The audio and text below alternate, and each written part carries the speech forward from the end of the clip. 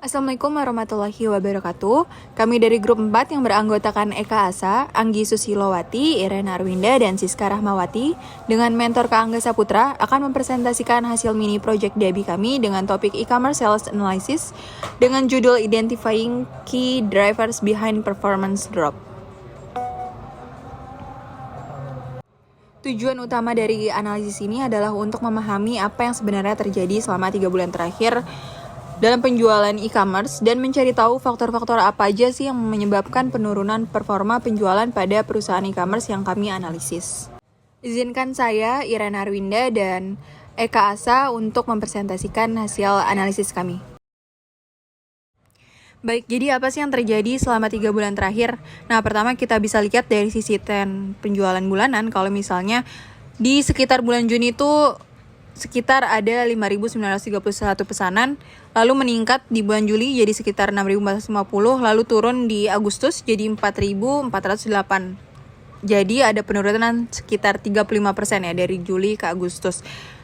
Nah, lalu dari sisi kategori produk, penjualan tertinggi itu datangnya dari elektronik, lalu disusun oleh fashion sekitar 4.768 pesanan, kategori home berada posisi ketiga, dan beauty itu posisinya terakhir. Jadi selama 3 bulan, konsumen lebih banyak fokus pada kebutuhan yang berkaitan dengan gaya hidup dan teknologi. Lalu pada sisi lokasi, Jakarta tuh jadi penyumbang pesanan terbanyak dan diikuti oleh Surabaya dan Bandung. Jadi bisa dibilang pasar terbesar kita tuh masih terpusat di kota-kota besar, terutama di Pulau Jawa. Nah, kemungkinan karena akses logistik dan infrastruktur tuh lebih baik di Pulau Jawa dibanding dengan pulau lain.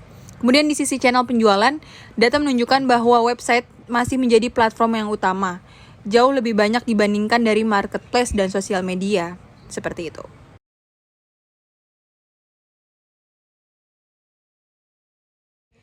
Selanjutnya kita juga menganalisis dampak pada periode promo terhadap penjualan. Nah, di sini hasilnya cukup menarik. Jadi jumlah pesanan tuh saat tidak ada promo ternyata jauh lebih tinggi dibandingkan saat periode promo, yang cuma sekitar 3.543, di mana hasilnya nih perbedaannya sangat signifikan ya. Nah, sedangkan pada returns and delay menunjukkan bahwa kasus return itu terbanyak di 13.000, terjadi karena keterlambatan pengiriman 1-3 hari. Lalu kita lihat dari sisi segmen pelanggan, mayoritas pembeli itu berada di rentang usia 18-40 tahun, baik laki-laki maupun perempuan.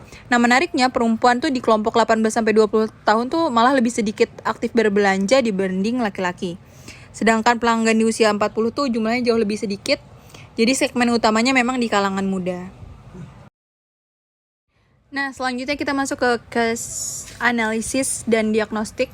Jadi dibandingkan antara bulan Juli yang performanya paling tinggi dan Agustus yang paling rendah, nah ada beberapa hal menarik yang bisa jadi penyebab utama penurunan tersebut. Yang pertama itu ada di masalah pengiriman dan return, di mana tingkat returnnya tinggi sekali, ada 13.000 sesuai data yang tadi sudah kita jelaskan. Ini bakal menurunkan kepercayaan dan meningkatkan kecewaan pelanggan gitu, sehingga mereka nggak mau melakukan pembelian ulang. Nah, kedua tuh ada promosi yang nggak efektif ataupun menarik, karena promo PD itu hanya berdampaknya sementara sesuai data yang tadi kita jelaskan. Penjualan tuh cepat turun kembali setelah periode promo berakhir.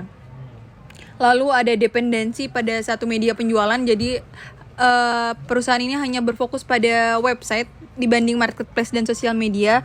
Ini sangat berbanding terbalik ya dengan segmented kita yang di kalangan muda, mereka lebih aktif di marketplace maupun sosial media.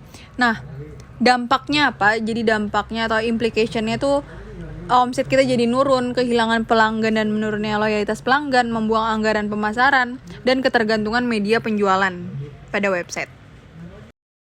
Kalau kami menjadi bagian dari tim manajemen perusahaan ini, ada beberapa langkah yang bisa dilakukan. Untuk jangka pendek, yang paling mendesak adalah memperbaiki proses pengiriman dan retur. Perusahaan bisa melakukan audit terhadap sistem logistik untuk mencari tahu penyebab keterlambatan, apakah dari kurir, gudang, atau sistem internal. Selain itu, perusahaan juga bisa menambahkan notifikasi pengiriman real-time agar pelanggan merasa lebih aman dan menyediakan opsi pengiriman cepat untuk menjaga kepuasan mereka. Lalu, dari sisi promosi, strategi perlu dievaluasi. Jenis promo, waktu pelaksanaan, dan target audiens harus disesuaikan. Fokusnya bisa diarahkan pada pelanggan usia 18 hingga 40 tahun karena kelompok ini paling aktif dalam berbelanja. Untuk jangka menengah, perusahaan sebaiknya mulai memperluas media penjualan ke marketplace dan sosial media. Gunakan iklan yang lebih menarik, buat katalog produk yang interaktif, dan aktifkan promosi lintas platform supaya tidak hanya bergantung pada website saja.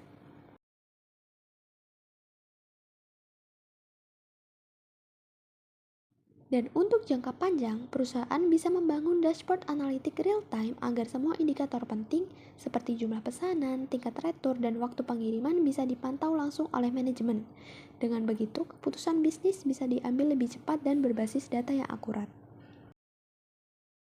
Sebagai kesimpulan, penurunan penjualan di bulan Agustus sebesar 35% disebabkan oleh 3 faktor utama. Yang pertama, tingginya tingkat retur akibat keterlambatan pengiriman. Yang kedua, efektivitas promosi yang rendah. Dan yang ketiga, ketergantungan pada satu media penjualan yaitu website. Untuk mengatasi hal ini, perusahaan perlu memperkuat strategi pemasaran, meningkatkan efisiensi operasional, serta memperluas channel penjualan ke marketplace dan media sosial. Dengan begitu, kepuasan dan retensi pelanggan bisa meningkat dan performa penjualan dapat kembali stabil. Jadi, secara keseluruhan, penurunan penjualan bukan hanya disebabkan oleh satu faktor tunggal, tapi kombinasi antara masalah operasional, strategi promosi, dan diversifikasi channel. Dengan langkah-langkah perbaikan yang tepat, perusahaan bisa memperbaiki performa dan tumbuh lebih kuat ke depannya. Sekian presentasi dari kami dan terima kasih.